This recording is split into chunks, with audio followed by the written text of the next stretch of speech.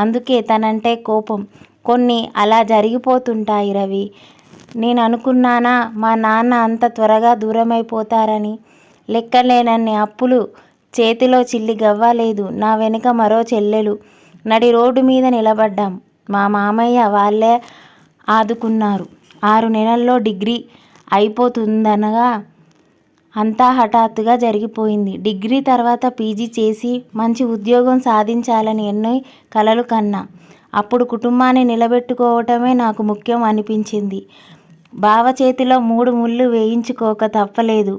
నువ్వంది అర్థం చేసుకోకుండా తను చెబుతోంది అవును. నేను అర్థం చేసుకోలేదు. మధ్యలో 2-3 సార్లు ఫోన్ చేసి విషయం చెప్పాలని చూసింది. కానీ ఎన్ని మాటలు అన్నాను, ఎంత దూషించాను. అప్పట్లో నేను తన కుటుంబానికి సాయం చేసి ఉండొచ్చు. కానీ వ్యవసాయంలో నాన్నకి తీవ్ర నష్టాలు. రవి మాట్లాడు. తన మాటలతో మళ్ళీ ఈ లోకంలోకి వచ్చా. కోపం ఏమీ లేదు మాధురి. నిన్ను అన్ని మాటలు